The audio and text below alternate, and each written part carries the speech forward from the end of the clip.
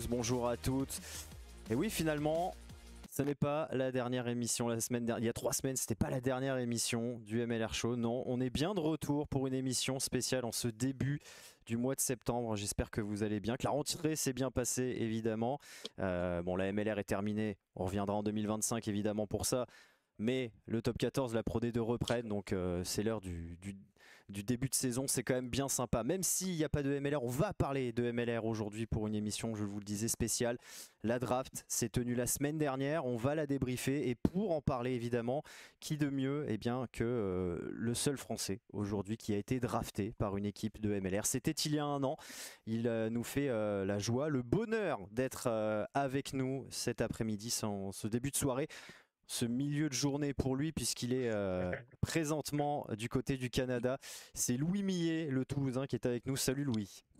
Bonjour messieurs, bonjour merci de me recevoir, ça me fait plaisir de pouvoir un peu parler de la MLR tous ensemble. Merci. Nous, on est très content de t'avoir avec nous. Ça fait longtemps qu'on échange, depuis ta draft, tout simplement.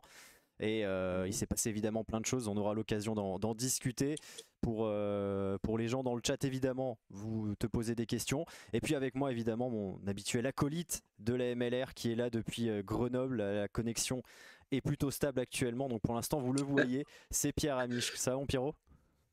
Bonjour à tous, ça va très bien. Alors, deux choses. Déjà, je suis pas à Grenoble, t'es gentil, hein, je suis au fin fond de la Savoie. Et de deux, j'ai pas le Wi-Fi, mais j'ai une 4G hyper solide. Donc, à moins d'un bug complètement sidérant, vous allez devoir me subir encore pendant 1 heure. Voilà. Donc manifestement, en lui disant qu'il était à Grenoble, je l'ai insulté.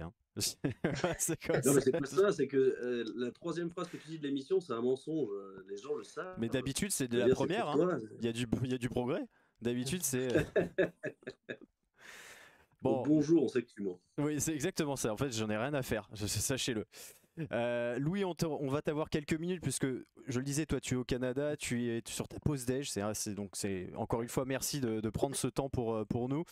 On va parler évidemment de cette draft MLR et de toi, tout simplement. Tu es le premier Français donc à avoir été drafté. C'était par les Toronto Arrows. Malheureusement, les Toronto Arrows ont mis la clé sous la porte, donc un petit peu chat noir. Mais on va évidemment parler de toute ta carrière, rugbystique qui a commencé. Bon, je l'ai dit, tu es toulousain, mais toi, tu as joué du côté de Castanet-Tolosan pendant une petite quinzaine d'années, une petite dizaine d'années, je crois. C'est là Au que moins, tu on s'en rapproche en effet. c'est là que tu es né au rugby, donc. C'est ça, c'est ça, c'est ça. Moi, évidemment, Toulouse, donc le rugby, t'y es un peu forcé, sinon les copains à la récréation, ils tirent la tronche. Donc, j'en ai fait, ouais, j'ai joué à Castanet en fait toute ma vie. C'était autour de 14-16 ans où j'ai pris le rugby plus ou moins sérieusement. J'avais la chance d'aller m'entraîner avec le stade, tu sais, 1 fois par semaine. Là, ils avaient ces groupes un peu élargis pour tester des joueurs. Bon, la seule différence qu'à l'époque, j'étais gringalé au possible. Et quand tu joues troisième lignelle et que tu as des mecs qui sont des mastodontes à l'âge de 16 ans, eh ben, c'est un peu compliqué. Donc, donc voilà. Bon, et ces années du côté de Castanet t'ont donc appris le rugby. Tu as quand même bien développé depuis. Tu t'es un petit peu remplumé quand même. Ouais, quand Ça même. marche mieux, les mensurations sont pas trop mal. Tu fais donc tes classes là-bas. Et Tout à puis, fait. si je dis pas de bêtises, si mes infos sont bonnes, c'est après ton bac que tu quittes la France pour aller au Canada, pour poursuivre Ouais. tes études. Et alors, ma question, elle est très simple. Tu pars au Mhm. Canada, donc dans l'université Bishops, si je dis pas Ouais, de c'est ça. bêtises. Est-ce que C'est le ça. rugby est dans un coin de ta tête? Est-ce que tu as une bourse pour y entrer? Ou tout simplement, tu es parti faire tes études et le rugby est venu après? L'objectif numéro un, c'était les études. C'est-à-dire que, comme je disais, tu vois, à l'âge de 14-16 ans, j'ai compris, effectivement, je pensais, si tu veux, que le voie professionnelle serait compliqué, puis c'était jamais réellement une priorité.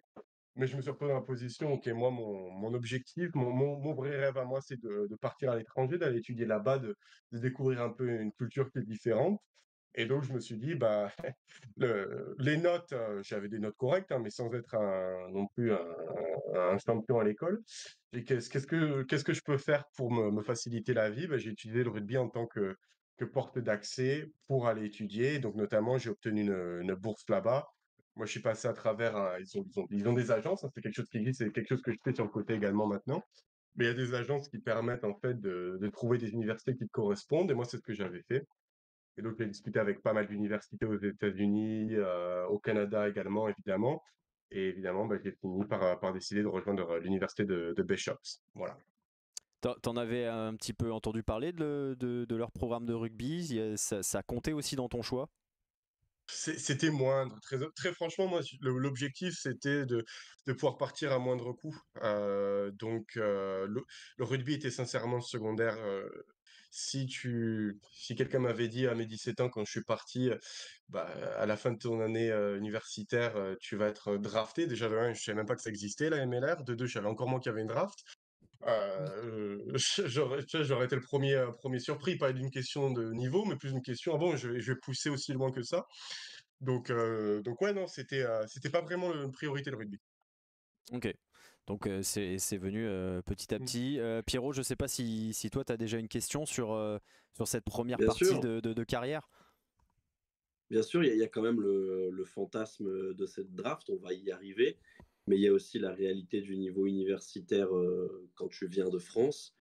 On a bien compris que c'était pas ton choix premier, que tu as pas choisi pour le rugby, mais une Mhm. fois que tu y es, une fois que tu es confronté, que tu vas vivre les rivalités canado-canadiennes, tu prends goût tout de suite ou non, c'est juste un bon moyen de te socialiser?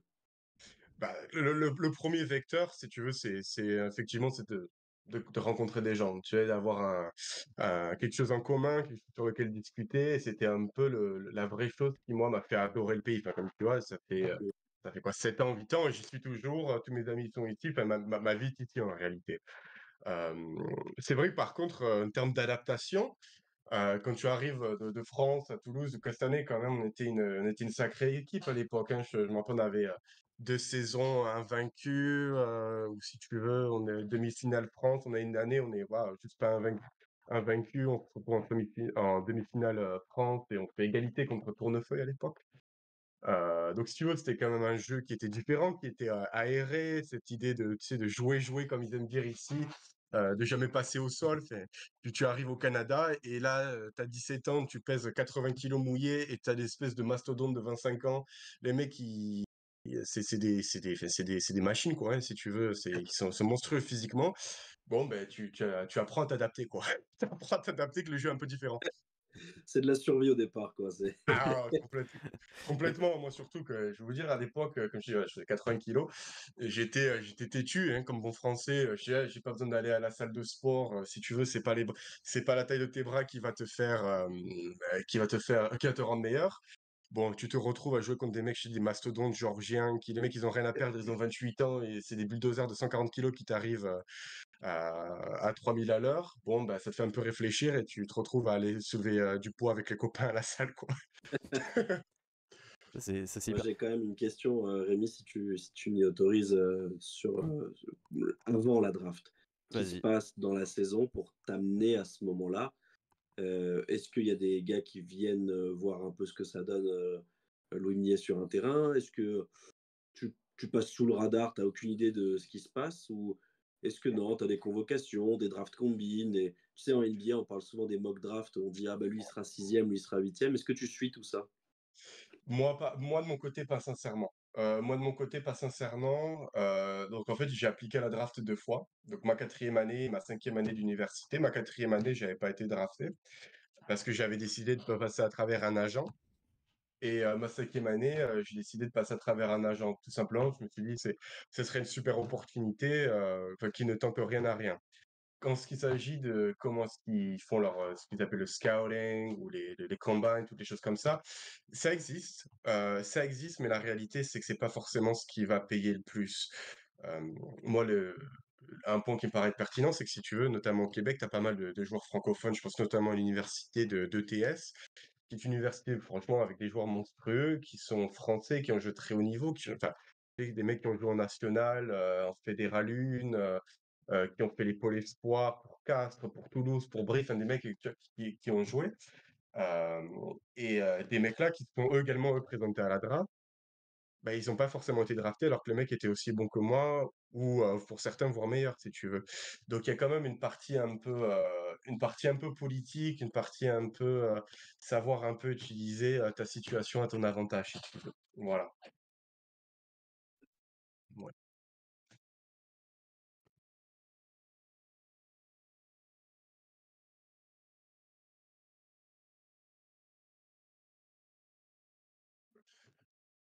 Ouais, alors à peu près, ouais. Si tu veux, moi j'ai vraiment ralenti à peu près. J'ai un peu ralenti avec le rugby. Pour être honnête, c'est pas que j'ai quasiment mis en pause, mais bah, bon, je pense qu'on y touchera un peu après avec la fermeture de Toronto. Mais oui, je suis toujours à peu près à ces eaux-là. On va arrondir 95, tu vois, Allez, pour faciliter la vie de tout le monde. on va dire 95. J'ai ouvert mon micro, les gens n'ont pas entendu la question, mais c'était donc pour répondre à The Mookie sur tes mensurations. Et donc Anto qui demandait le rôle de l'agent dans ce processus de draft, c'est ce que tu disais, c'est qu'il a un côté où il va plus te vendre en fait, il va te mettre en avant auprès des franchises. Ah, c'est essentiel. C'est essentiel parce que il faut savoir qu'on a un statut qui est hyper différent. Et c'est pour ça que je mentionnais qu'il y a des mecs qui sont aussi bons, si ce n'est meilleurs pour certains, que ce soit au Canada, aux États-Unis. Mais en tant que Français, on a un statut qui est hyper différent. Et c'est-à-dire, c'est ce que j'ai appris la première fois que j'ai essayé de me faire drafter. Et c'est pour ça que la deuxième manière, ce que je me suis présenté, bah, j'étais plus préparé, j'étais plus équipé pour avoir de vrais arguments auprès des équipes. La situation est la suivante, c'est que tu n'as le droit en MLR que d'avoir un certain nombre de joueurs internationaux. Moi, j'avais la chance de me retrouver en ma 5e année et à partir de 5 ans, tu vois, comme je dis, j'ai étudié le truc, c'était World Rugby Rule 8.1, c'était la oui, 8,1, quelque chose comme ça, qu'après un certain nombre de mois dans un pays, tu as l'autorisation, tu deviens comme, dans mon cas à moi, canadien d'un point de vue joueur. Et grâce à ça, ben moi j'ai pu utiliser ça pour dire, OK, je suis français, mais techniquement, vous allez me drafter comme si vous draftiez un Canadien ou un joueur américain, parce que d'un point de vue statut de résidence, bah, je suis considéré comme Canadien maintenant. D'accord. Ah, c'est les petites Les petits choses, détails. les petits détails à savoir exactement. The Mookie pose la question encore. Est-ce que c'était un contrat pro ou un contrat espoir? Quel contrat tu signes quand tu es drafté par Contrat pro. Toronto? Alors, en fait, tu vas avoir 2 types de contrats lorsque tu vas te faire drafter. Moi, en fait, si tu veux, ce qui s'est passé, c'est que lorsque j'ai remis mon nom dans ma draft, je travaille avec Damien Dussault, qui est un agent exceptionnel, qui travaille notamment plus en fédéral et en Pro D2. Mais c'était un mec qui était intéressé par le projet, par l'idée, si tu veux dire, bah, comme on a dit, bah, on n'a pas encore de Français qui a été drafté, bah, moi j'aimerais raconter cette histoire. Donc c'était un peu comme ça qu'on s'est retrouvés à travailler ensemble. Et c'est lui qui a vraiment pu mettre les points que j'ai mentionnés en avant, au-delà d'un point de vue rugby, évidemment.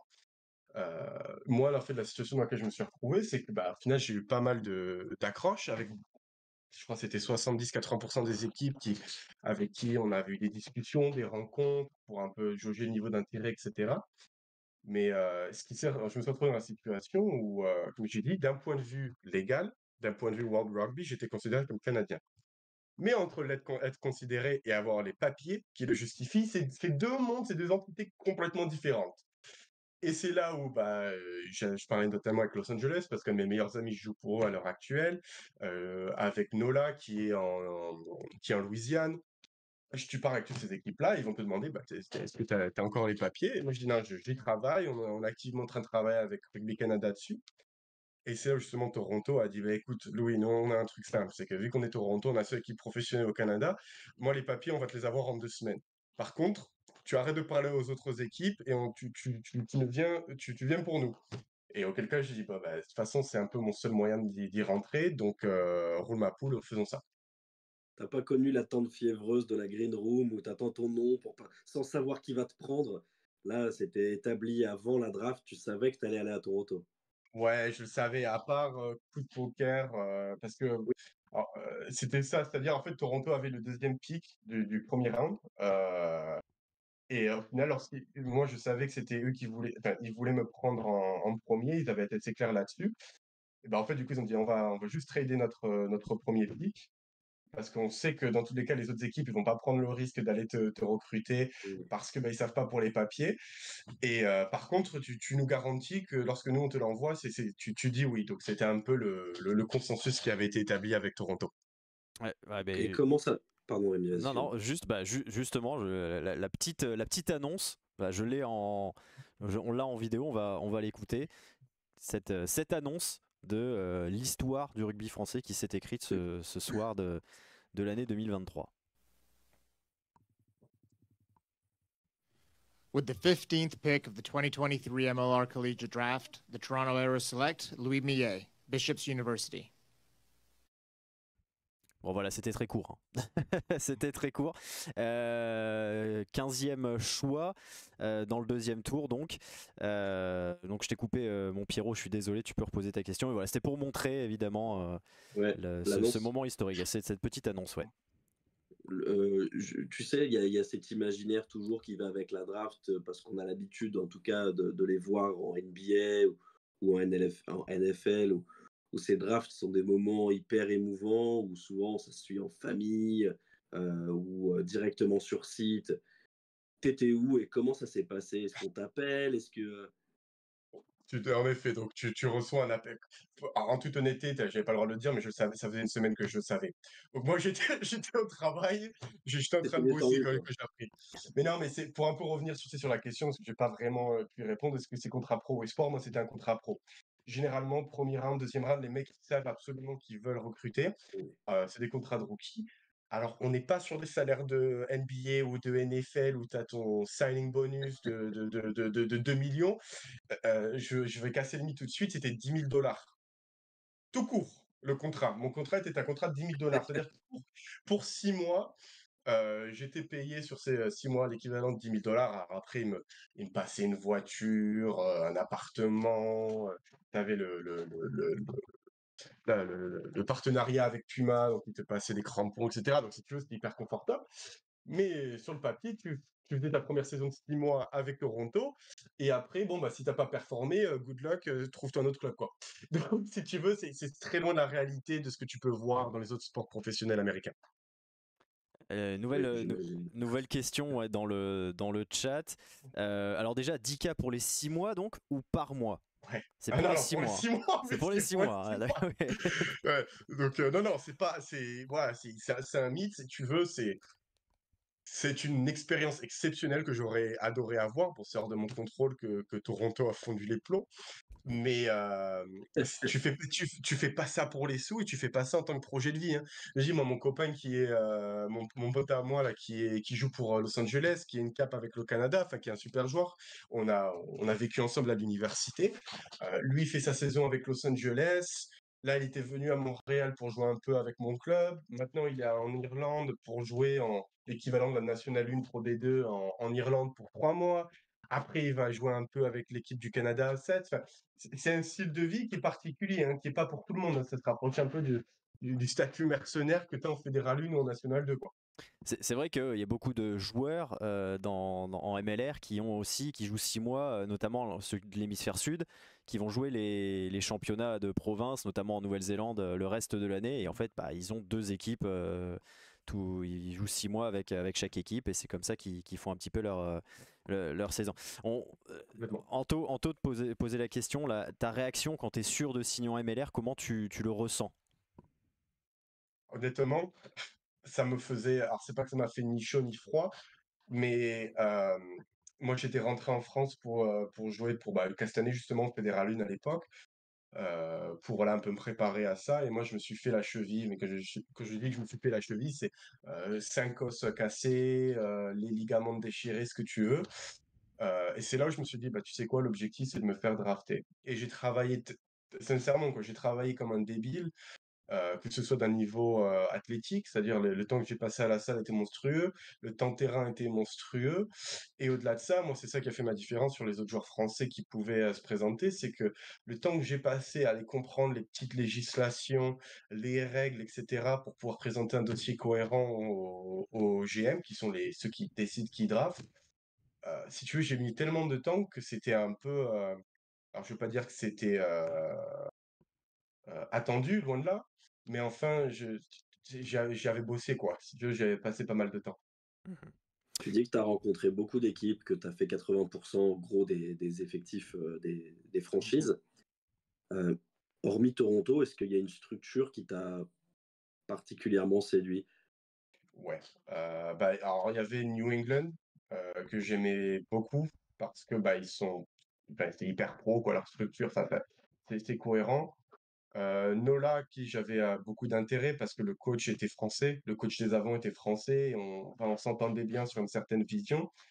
Et le dernier, c'était Los Angeles parce que bah là, je partais retrouver mon pote d'université ou tu vois, pour la partie un peu émotionnelle, de se dire qu'on s'est rencontrés à 17 ans, qu'on a travaillé ensemble avec les hauts et les bas et que puis tu te retrouves à jouer pro avec ton grand ami, ça aurait été beau. C'était un peu leur objectif. Alors, tu peux toujours dire ça, l'après-coup, mais je sais que Los Angeles m'aurait pris numéro 3 au total, donc c'est leur troisième pick du premier round, si j'avais eu ces papiers de Rugby Canada à temps, ce que j'avais pas.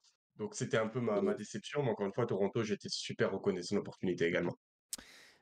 On va être obligé d'en parler, évidemment. Tu es drafté par Toronto, l'équipe disparaît fin d'année 2023. Est-ce que toi, tu as des infos avant ou est-ce que ça arrive d'un coup?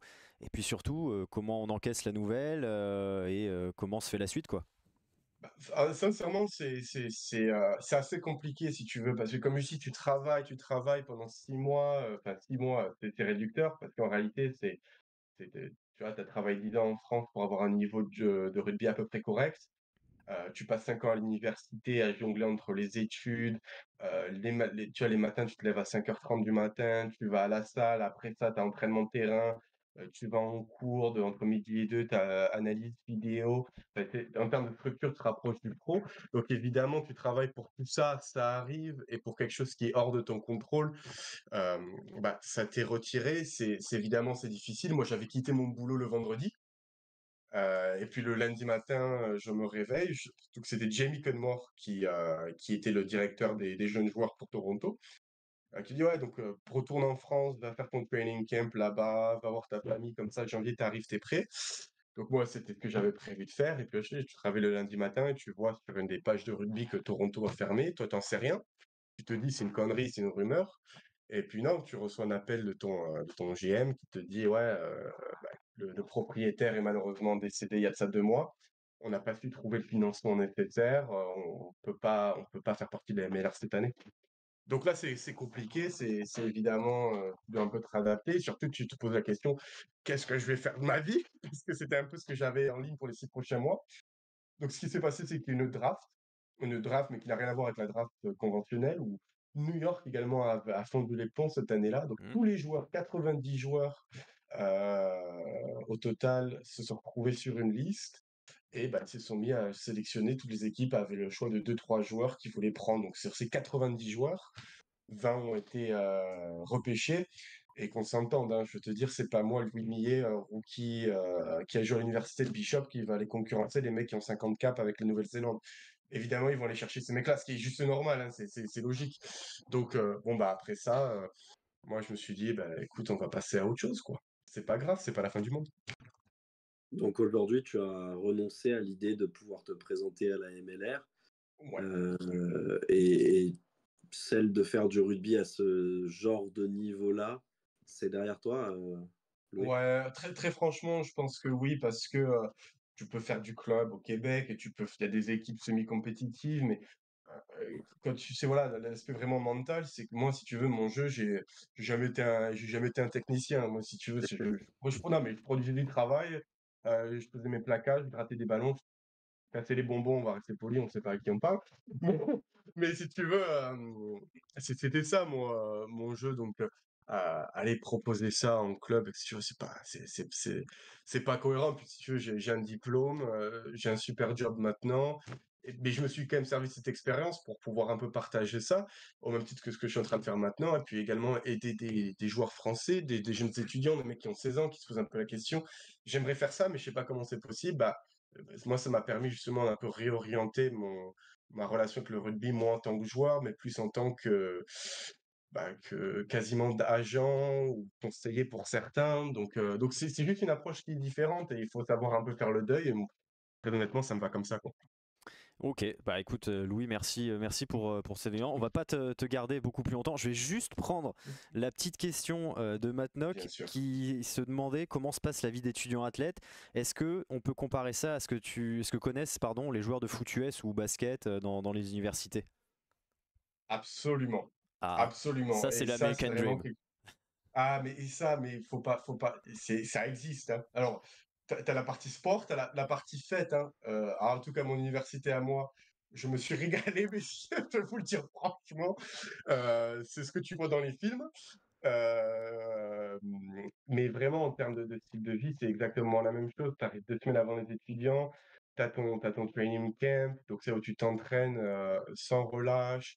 Tu as le kit. Alors, le kit, j'en ai pas sous la main, mais ils arrivent, ils t'apportent chaussettes, shorts d'entraînement, caleçons, 4 paires de t-shirts, tout à l'effigie de l'école. Et puis, pour les matchs, tu rentres sur des stades. Nous, le rugby, est hyper populaire. Donc, tu as des stades qui sont comblés.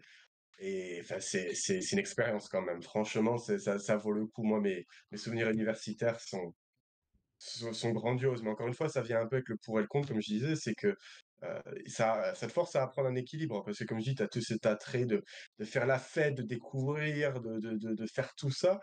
Mais les lundis matins, tu es debout à 5h30 et ça, c'est jusqu'à vendredi, quoi. Si tu veux, tu es debout à 5h30 à travailler, à être à la salle, à faire tes entraînements, à faire les analyses vidéo. Tu as des jours qui sont réservés aux médias où tu vas prendre des photos, des vidéos, répondre aux questions. Enfin, voilà, c'est vraiment ce que tu peux y penser. Encore une fois, le dernier point que je répète là-dessus, c'est pas partout pareil, mais en tout cas, c'est l'expérience que j'ai eue. Ouais bah super. Bon bah écoute c'est parfait. Merci Louis encore une fois d'avoir pris ton temps sur ta pause déj hein, puisque tu es au Canada, il est 12h30 chez toi. Et oui, tout à fait. Bon appétit du coup, je sais pas si, si tu vas avoir le temps de manger. Je vais courir, je vais me dépêcher, mais je sais faire ça. Me dépêcher, je sais faire. Mais Bon, et puis voilà, et encore peut-être le point que je mentionnais, parce que je vois qu'il y a également d'autres questions sur comment est-ce qu'on peut y arriver à la MLR. Moi, très honnêtement, on casse le mythe. Moi, je suis monsieur tout le monde. J'ai été dans les baskets de pas mal de gens que je vais poser des questions dans le chat.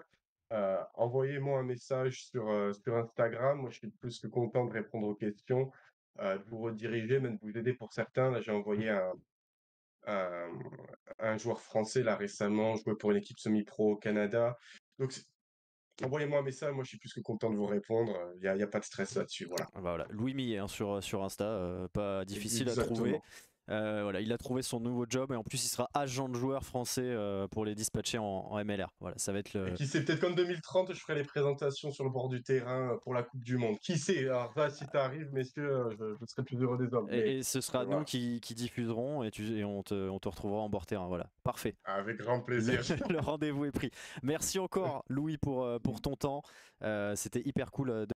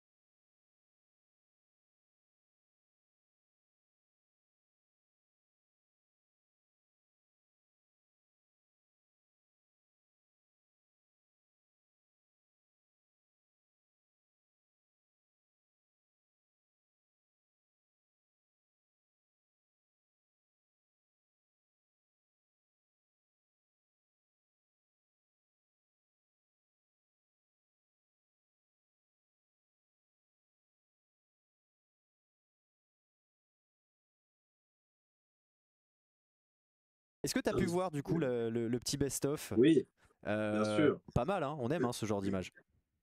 Bah oui, et puis lui, il l'a aussi très bien expliqué, c'est que il était, sans se prendre vraiment très au sérieux, assez sérieusement au-dessus du niveau canadien. Donc, sans forcer son talent, il a pu vraiment s'éclater. Et puis, on connaît pas tous, hein, parce qu'on n'est pas tous joueurs de rugby, mais on peut connaître ce genre de sentiment, de sensation quand on a joué en Fédéral 1, et c'est son cas, et qu'on redescend à un niveau inférieur. Le plaisir est souvent là parce que ça va moins vite, ça fait moins mal, c'est moins compliqué de s'exprimer. Donc, ouais, je pense qu'il a fait 5 bonnes saisons, et puis en plus, dans un collège, dans une université quand même plutôt sympa. Voilà. Ça avait l'air en tout cas, ça avait l'air en effet, et c'est vrai que bah, il a l'air d'avoir kiffé son expérience, il est très content, il n'a pas de regrets, et ça on a envie de dire c'est le principal. Évidemment qu'on aurait aimé le voir, hein, on aurait été très heureux de pouvoir vous proposer toutes les semaines dans le MLR Show les images de Toronto, de Arrows, de Louis Millet. Ça n'a pas été le cas, mais il y aura évidemment des Français très vite en MLR évidemment. Premier Français Louis Millet drafté par la MLR. Alors pas premier Français à jouer évidemment. Il y a eu le cas évidemment Mathieu Bastaro qui a joué avec New York, mais en draft c'était le tout premier. Je vous le disais, il y a eu le premier tour de draft la semaine dernière. Je vous mets très rapidement à l'image le premier tour. Il y avait 3 tours, 12 choix, puisque 12 équipes évidemment.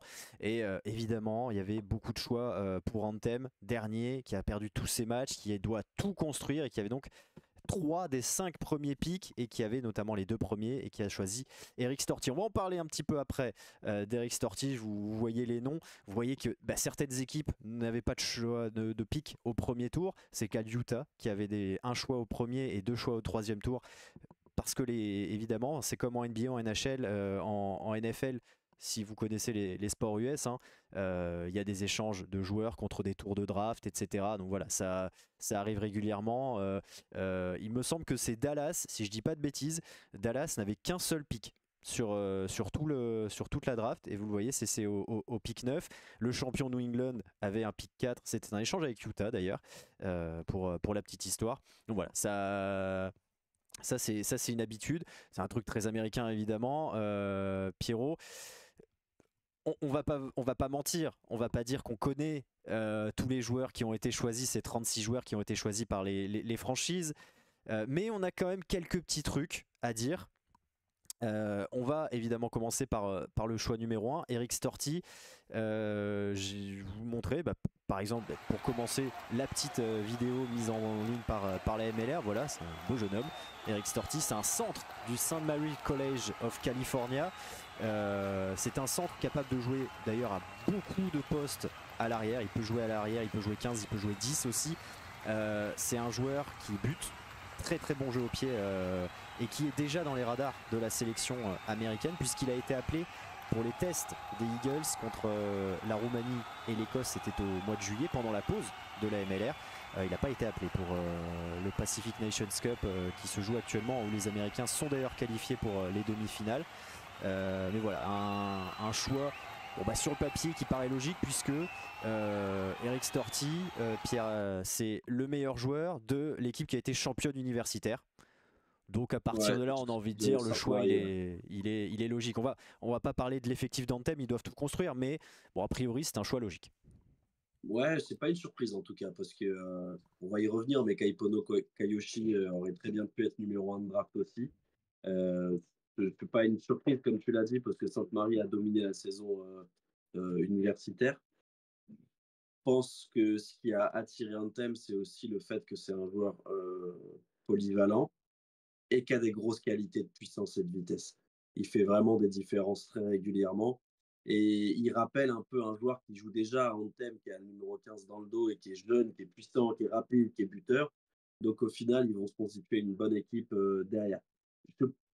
Là où c'est un peu plus discutable, entre guillemets, évidemment, parce que je ne suis pas scout de Anthem, mais c'est d'avoir privilégié un arrière, alors que clairement, la plus grosse difficulté d'Anthem aujourd'hui, c'est d'exister devant. Donc, je pense qu'ils ont fait un choix qui était rationnel, qui était bon. C'est un excellent joueur. c'est peut-être celui qui s'imposait de manière la plus naturelle. Et pourtant, derrière, il y a quelques bons joueurs, notamment, moi j'ai bien aimé le pick 3, pick 4, pick 5. Voilà. Pick 5, donc justement Anthem, évidemment, tu étais en train de tomber malade, hein, véritablement. Ah ouais, Mon non, mais cher. là, j'ai lâché l'affaire. Hein. Je suis malade, c'est terminé. Les chances que je finisse cette journée en santé sont réduites à 0. Voilà, ça n'arrivera pas. C'est C'est pas grave. c'est un problème, mais au moins c'est honnête. Tu l'as dit, t'aimes bien les picks 3, 4, 5. Le pick 2, Neil Trainer, c'est un talonneur, donc au moins il y aura un Ouais. avant, puisque c'est piqué par Anthem. Le 5, c'est aussi Anthem, c'est un arrière encore, hein, Jaron Wayne, Panther. Tiens, petit rapidement, qu'est-ce qui te plaît chez lui? Bah, le talonneur ou l'arrière? L'arrière. Panther. Bah, Jaron Panther, j'aime bien ses qualités. Il a un bon jeu au pied, il est capable de jouer 10 ou 15. Il est assez doué ballon en main, il a des appuis courts, dynamiques, un peu électrisants. Il est vraiment agréable à voir. D'ailleurs, il a une histoire assez marrante parce que, en fait, Jaron Panther, il est de Trinidad et Tobago.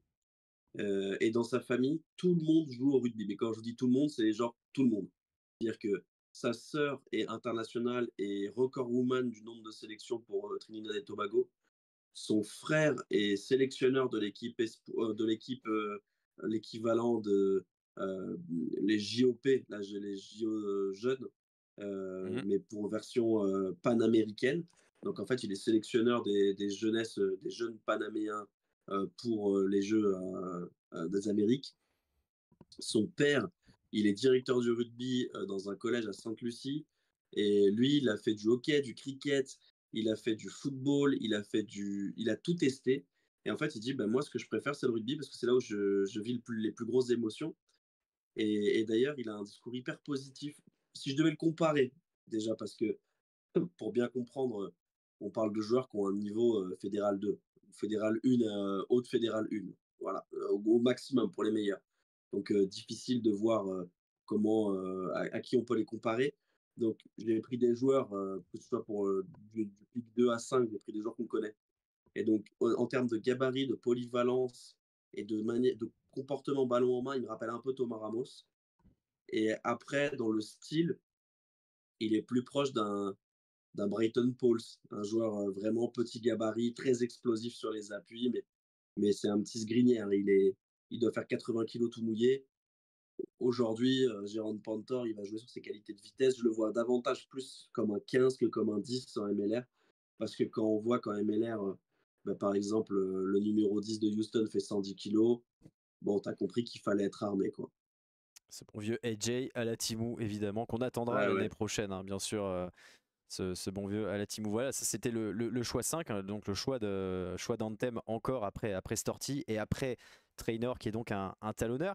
On va s'arrêter peut-être sur Calvin Michael Eric qui est le troisième choix qui Ouais. a été choisi par Miami. Et alors moi je me pose une question parce que en plus c'est une équipe que tu as beaucoup suivi, Miami, mon Pierrot. C'est que c'est un troisième ligne et moi j'ai l'impression que c'est pas à ce poste-là qui avait des besoins. Bah, c'est sûr qu'il va être en concurrence avec Ardao, avec Dan Prior, avec Ben Bonasso, qui est capable de jouer deuxième ligne, mais qui est aujourd'hui un des meilleurs troisième lignes américains, avec Rolf Smith, qui était quand même titulaire sur la fin de saison. C'est pas forcément le poste où il y a le plus de besoins, mais il a des qualités. Et donc, il compense aussi quelque chose que Miami n'a pas, de la taille. Il fait 1,90 m, il n'est pas gigantesque, mais il fait que 95 kilos, et c'est un vrai sauteur. Et c'est un joueur qui a pris 15 kilos en 4 ans. Donc, il a un physique plutôt filiforme, longiligne.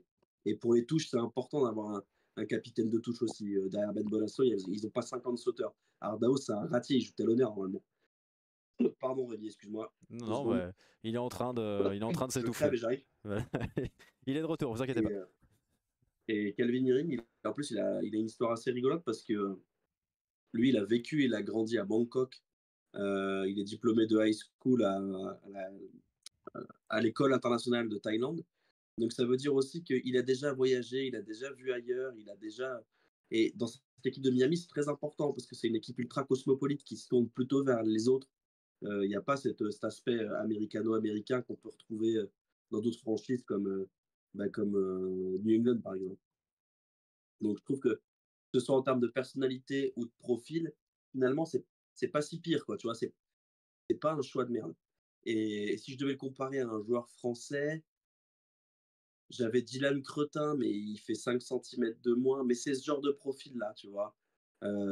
Très généreux, qui va faire beaucoup d'efforts. Après, le problème, c'est qu'il a des mains en plomb, hein. Vraiment, je l'ai vu attaquer la ligne. Il va, il va pas créer beaucoup d'incertitudes. Mais bon défenseur, bon sauteur en touche et généreux, bah, ça veut dire que troisième ligne, c'est bien, quoi. Voilà. Ça, Il va avoir du temps de jeu. c'est important, hein, c'est très important, c'est que l'équipe de Miami, on l'a vu progresser tout au long de la deuxième partie de saison, pas passer si loin des phases finales, et on se Ah dit ouais, que la absolument. deuxième saison, ça doit être la saison de la confirmation pour les Sharks, et on se dit que on sait que le recrutement va être très important, et notamment Il va falloir regarder les contrats aussi, hein, parce c'est que ça, il va falloir voir il évidemment y les a des 1 transferts. plus 1, il y a des 1 plus 1 qui vont pas être réactivés, donc les effectifs vont beaucoup bouger. J'espère que Miami ne bougera pas grand-chose parce que plus il y aura de vécu collectif dans cette équipe-là et plus ils auront de chances d'aller loin parce que on a vu, ils ont joué, ils ont découvert la MLR l'année dernière tous ensemble et ils ont fait un début de saison horrible et une fin de saison plutôt bonne. Donc, s'ils arrivent à surfer sur cette dynamique, garder l'effectif et renforcer avec des joueurs comme Calvin Eric, c'est bien. Mm. On est d'accord. Donc voilà pour le pick 3. Et pour le pick 4, Kaipono Kayoshi. Euh, Alors donc, on parle du champion qui a une des meilleures ouais. équipes, si ce n'est la meilleure, on va dire, en termes de densité. En l'occurrence, bon, New England, vous le savez, je vous remets encore le premier round. Kaipono Kayoshi, qui est ouvreur, qui était l'ouvreur de l'université donc de St. Mary's College of California, comme Eric Storti d'ailleurs. Au passage, ils étaient 6 à s'être inscrits à la draft dans cette université. Les 6 ont été draftés. Je vous donne les classements. Donc Storti 1, Kayoshi en 4. Il y a Wakavesi en 7 par le Legend de San Diego. Il y a Hunter Shulanchev, 19e, c'est au deuxième tour, qui est un pilier par San Diego également. Le 20e, c'est Jake Negrete, un ailier par Houston. Et enfin, on a Leighton Christian Delzell, 33e, donc sur la toute fin au troisième tour par Los Angeles, c'est un troisième ligne. 6 sur 36, c'est phénoménal, c'est dire. Et les mecs sont tous, donc, ont tous été draftés. Donc c'est dire si St. Mary's College of California, c'est très solide. Mais du coup, on va se pencher sur cet ouvreur. On rappelle que New England a Jason Potrose, Pierrot. Mais Jason Potrose, il va avoir 33 ans, donc ça prépare aussi l'avenir. Alors, je veux pas te contredire, mais pour moi, Kaipono Kayoshi est pas ouvreur. Donc, Moi, c'est ce que j'ai lu sur le truc de la MLR, mais j'ai peut-être mal lu, attends. Moi, c'est ce que mais j'ai cru lire. J'ai parce que cru. moi, en fait, j'ai regardé les matchs et il joue 8. Donc, Alors, ok. ça Moi, j'ai ne lu. change pas la problématique du fait qu'à New England, il va devoir se gagner une place. Déjà, ce que je peux te dire, c'est que c'est un gabarit plutôt rablé. Il fait 1m85, 103 kg. Il suit des études de kiné.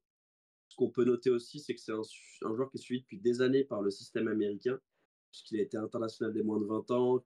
Il a été 15 de l'année américain au niveau collège, champion avec Sainte-Marie, on l'a dit. En gros, pour moi, c'était le meilleur joueur de la meilleure équipe, parce qu'il y a un aspect qui ne fait pas partie uniquement de la performance sportive, mais de la personnalité, c'est que c'est un énorme leader. Il a été capitaine partout où il est passé. Il a commencé par le foot US. Pendant 2 ans, il a fait et foot US et rugby avant de prendre le rugby parce qu'il disait, moi, ce que j'aime, c'est être avec mes copains tout le temps. Il n'aime pas l'idée des squads et des machins, de la performance individuelle, des stats. Lui, il veut être avec ses potes tout le temps, avec son équipe tout le temps. Et il se trouve que il a fait des tests de fou malade parce qu'avant la draft, il y a un Rising Camp. En gros, il regroupe 60 joueurs à peu près. Et puis, ils font des oppositions, les rouges contre les noirs. Et là, il a tout pété. Ce qui ressort après ça, c'est qu'il a une énorme éthique de travail, que c'est un leader dans l'âme. Et dans le Rising Camp, c'est lui qui fait gagner son équipe. 19 ballons portés, 2 essais, 100% au plaquage. En gros, à New England, il n'aura peut-être pas un temps de jeu de baiser, mais je pense qu'il va s'imposer. Et j'imagine une troisième ligne, Sigren, Conradi, lui, bah, c'est niveau Pro D2, pas en dessous. C'est solide. Et si je devais le comparer, vu ce que j'ai vu, son gabarit, la manière dont il se déplace et tout ça, il me fait un peu penser à Fritz Lee, c'est-à-dire capable de faire plein de trucs. Et voilà, j'ai eu un petit crush pour Kaipono Kayoshi sur cette draft-là. Ça a été, moi, si je devais mettre une pièce sur un joueur, ce serait lui. Kaipono Kayoshi, et j'ai vérifié, c'est bien un flanqueur. Quand j'ai regardé la liste, j'ai dû regarder le mec d'en dessous, le mec Ouais, non, mais d'au-dessus, donc c'est pas du tout un demi d'ouverture. Quand tu m'en as parlé, je me suis dit, attends, mais peut-être je déconne, mais Non, il me non. semble que je l'ai vu faire 40 départs derrière les mêlées. Je me suis dit, attends, c'est pas Il possible. est polyvalent, il est très polyvalent, Ouais, il sait tout faire. très polyvalent. Il Et est en très- fait, il joue plutôt flanqueur. Et là, pour Oui, la combine, les tests et tout, il a joué 8 et il a été méga fort. Donc ouais. voilà, si vous avez l'occasion, d'ailleurs, je vous invite à aller voir les vidéos de Goff Rugby Report sur Facebook. Ça s'appelle Goff, Go2F Rugby Report. Et en fait, il a fait joueur par joueur de la draft, et avec des petites vidéos et tout. Ça dure 1 minute à chaque fois. Et vraiment, c'est cool parce qu'il ne se prend pas la tête et il est assez bienveillant. Et comment on dit, il a un bon œil. C'est-à-dire que j'ai regardé le match. J'ai regardé ses vidéos après, je me suis dit, ouais, ok, j'ai vu des trucs qu'il a vu aussi, donc c'est que je suis pas complètement à la ramasse. Bien, voilà. Scout pour la MLR en compagnie de Louis Millet, Pierre Amiche. Tu as une reconversion toute trouvée outre-Atlantique si jamais tu veux te Ah, recycler, why not? je suis trop cher, c'est ça le problème. Il n'y a Ah, pas c'est vrai, d'oseille c'est en vrai. MLR, tu vois. Ça, c'est vrai. D'ailleurs, Trop cher. tu me coûtes énormément. Va falloir lâcher le Ouais. chéquier pour te débaucher des Outsiders TV. On a fait le tour donc de ce top 5. On voulait vous montrer ce top 5 parce qu'évidemment, on va pas vous parler des 36 joueurs, mais c'était On important n'a de pas faire un parlé de petit Neil focus. Trainor, pardon. Alors, tu veux parler de Neil Trainor? Très vite. Je vais juste très rapidement finir sur Storty parce que du coup, j'en ai pas parlé Ouais. d'Eric Storty, donc le coéquipier, l'ancien coéquipier du coup de Kaipono Kayoshi, qui a été donc élu meilleur joueur de la saison universitaire et qui a donc été drafté premier. C'est une famille de rugbyman, une famille de sportifs. Son frère joue aussi au rugby au St. Mary's College. Et son père, c'était genre la resta dans les années 80 dans le collège. Je sais pas si tu as vu. Je suis tombé moi sur un article sur le site de la fac. Son père a donc passé 4 ans là-bas. Pendant les 4 ans, il a fait du foot US. Et donc c'est pendant une période de l'année, hein, évidemment. Le reste de l'année, il y a eu 2 ans où il a fait du baseball, il y a eu 2 ans où il a fait du rugby. Voilà. Et a priori à très bon niveau. Donc en gros, grosse machine et les enfants ont l'air d'avoir suivi d'avoir suivi le truc. Donc voilà, Eric Storty et puis évidemment tous les autres, on les verra la saison prochaine en MLR et ça va être très intéressant. C'est bien il y ait des petites histoires. Je te laisse mon Pierrot la main pour Neil Trainor. Ouais, Neil Trainor, en fait, c'est un talonneur canadien. C'est un des rares qui est en 5e année au moment de la draft. La plupart sont pris en 4e année. Louis nous expliquait qu'en fait, il se présente. Lui, il s'est présenté en 5e année et il a bien fait. C'est un petit gabarit. Il fait 1m80 et environ 105 kilos. À la base, il était flanqueur et c'est quand il est arrivé au collège dans son programme rugby que Butch, là, le coach qui est vraiment une légende, lui a dit écoute, non, je pense que toi, t'es fait pour être talonneur. Il l'a déplacé, ça a cartonné. Il a suivi des études et il les suit encore dans l'ingénierie civile, donc c'est pas un idiot. Dans le Rising Camp, les qualités qu'il a montrées, il y en a 2. Des qualités de lancer, franchement, au-dessus de tous. C'est le meilleur lanceur en touche. Et défensivement, il est très solide. Ce qui fait que moi, ça m'a fait penser à Gaëtan Barlow, tu vois, dans le style. Pas un énorme gabarit, pas un monstre de 140 kilos qui arrache tout, mais très solide en défense, bon lanceur, voire très bon lanceur, hyper régulier. Et dans une moindre mesure, un peu Yannick Tariq, tu vois, c'est un peu moins explosif. Mais ce genre de profil-là, de talonneur, qui fait pas de conneries, qui lance bien, qui gagne des duels. Et en plus, à Anthem, il sera en concurrence avec Connor Robinson, qui s'est pas vraiment imposé comme un cadre absolu. Donc, en tant que numéro 2, il va avoir du temps de jeu. Donc, c'est plutôt cool. J'ai l'impression qu'il a une carrière qui va lui permettre d'aller taper à la porte des Canucks assez rapidement. Voilà pour Neil Trainor, c'est important hein, d'en parler. Je rappelle, hein, Anthem avait 3 des 5 premiers picks, ils en ont eu 5 au total sur les 36. Il y a toute une équipe à construire à Anthem, à reconstruire même évidemment. Et est-ce que du coup, tu as envie de te dire que Anthem fera... Alors mieux, c'est de toute façon pas très compliqué, mais est-ce que Anthem peut espérer faire exister véritablement, selon toi? Là comme ça à chaud. Non, non, je pense pas, parce que ce qui fait la différence en MLR aujourd'hui, c'est des joueurs étrangers. Il n'y a pas beaucoup d'Américains ultra dominants. Et cette draft-là, c'est que des Ricains. Alors oui, il y a deux joueurs qui ont fait des études ou qui ont vécu à l'étranger dans cette draft, dans ces 5 premiers choix. Mais je ne pense pas que la draft révolutionne quoi que ce soit. A fortiori, si demain à Miami, il y a, je te dis une connerie, Moster, Franco Moster qui arrive, tu vois. J'ai aucune info, c'est juste un mot comme ça. Mais en fait, c'est ça qui va faire vraiment basculer les choses. C'est des grands noms, des grosses stars qui arrivent. Après, Anthem, ils ne peuvent pas faire pire. Ils sont en train de construire une équipe et surtout, la Fédé américaine voit cette équipe-là d'un œil incroyable puisque c'est l'antichambre des Super Eagles. Donc,